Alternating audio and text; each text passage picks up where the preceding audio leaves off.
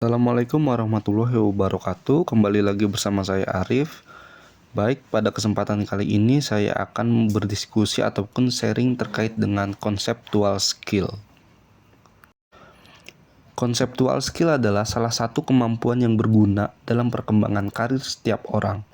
Kemampuan ini terutama sangat penting untuk menjadi seorang pemimpin yang efektif dan sukses di dunia kerja. Tanpa adanya conceptual skill yang baik, seseorang akan kesulitan ketika harus menjalani peran sebagai pemimpin dari sebuah tim. Conceptual skill merupakan kemampuan untuk memahami dan mengorganisir konsep-konsep kompleks dan menyeluruh dalam situasi yang kompleks. Kemampuan ini dapat membantu seseorang untuk melihat gambaran besar dan memahami cara kerja sesuatu secara keseluruhan. Selain itu, conceptual skill juga dapat membantu seseorang dalam merumuskan strategi, mengambil keputusan yang tepat, dan memimpin tim secara efektif.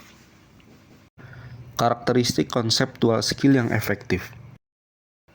Untuk memiliki conceptual skill yang efektif, ada beberapa karakteristik yang harus dimiliki. Yang pertama, kemampuan untuk melihat gambaran besar. Kemampuan untuk melihat gambaran besar berarti orang tersebut dapat melihat hubungan antara konsep-konsep yang berbeda dan memahami bagaimana konsep-konsep ini saling terkait. Seseorang yang memiliki kemampuan ini dapat memprediksi hasil dari suatu keputusan yang diambil dan mengidentifikasi risiko atau peluang yang terkait dengan keputusan tersebut. Kedua, kemampuan untuk memahami konsep abstrak. Kemampuan untuk memahami konsep abstrak memungkinkan seseorang untuk memahami konsep-konsep yang kompleks dan sulit. Seseorang yang memiliki kemampuan ini dapat membuat koneksi antara konsep-konsep yang berbeda dan memahami bagaimana konsep-konsep ini dapat digunakan untuk memecahkan suatu masalah. Mereka dapat memahami bahasa teknis dan menerapkan konsep-konsep yang sulit ke dalam konteks bisnis. Ketiga, kemampuan untuk menganalisis informasi. Kemampuan untuk menganalisis informasi berarti orang tersebut dapat mengumpulkan informasi dari berbagai sumber dan menganalisisnya dengan cepat dan efektif. Seseorang dengan kemampuan ini dapat mengidentifikasi masalah dan memecahkan masalah tersebut dengan menggunakan logika dan penalaran yang baik. Mereka mampu mengambil informasi dari berbagai sumber dan menggunakan informasi ini untuk membuat suatu keputusan yang tepat. Yang keempat, kemampuan untuk mengembangkan solusi inovatif. Kemampuan untuk mengembangkan solusi inovatif memungkinkan seseorang untuk berpikir di luar kotak dan menciptakan solusi yang kreatif dan inovatif untuk masalah yang kompleks. Seseorang dengan kemampuan ini dapat berpikir secara holistik dan menemukan solusi yang tidak biasa, tetapi tetap efektif. Kelima, kemampuan untuk merumuskan rencana strategis. Kemampuan untuk merumuskan rencana strategis berarti orang tersebut dapat membantu perusahaan merencanakan dan mencapai tujuan jangka panjang. Mereka dapat merumuskan strategi yang efektif dan memastikan bahwa perusahaan berada pada jalur yang benar untuk mencapai tujuan bisnisnya. Seseorang dengan kemampuan ini dapat memprediksi dampak keputusan jangka panjang dan mengoptimalkan sumber daya perusahaan. Yang keenam, kemampuan untuk berkomunikasi dengan jelas. Kemampuan untuk berkomunikasi dengan jelas memungkinkan seseorang untuk menyampaikan ide-ide kompleks dengan cara yang mudah dan dimengerti oleh orang lain.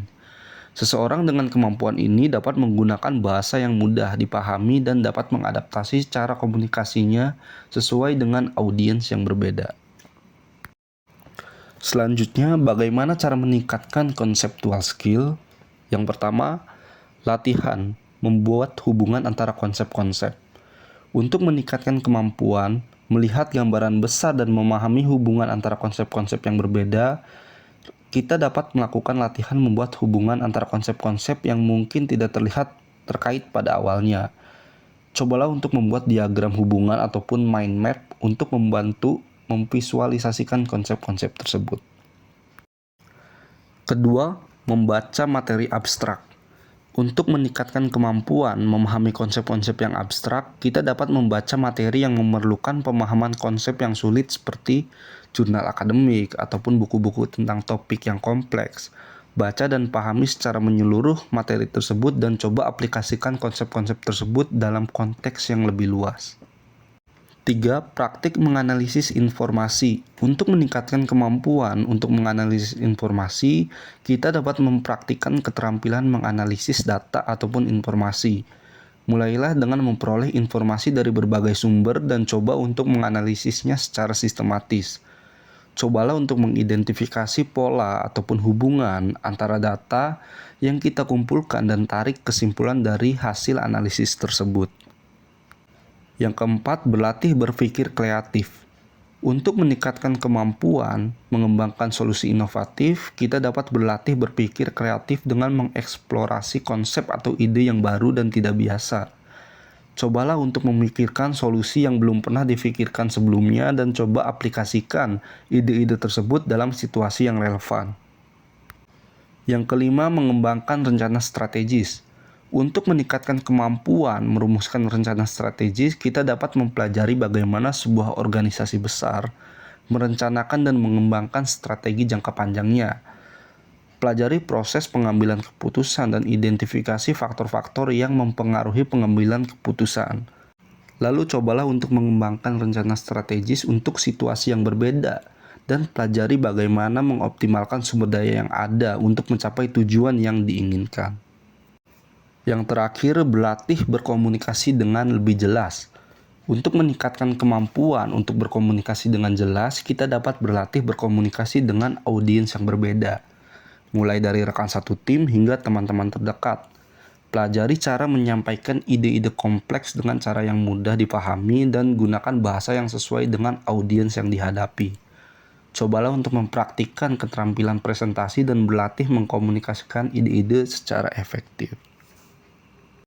Mungkin segitu saja materi yang bisa saya sampaikan, dan untuk next materi selanjutnya silahkan tonton di part 2. Terima kasih dan wassalamualaikum warahmatullahi wabarakatuh.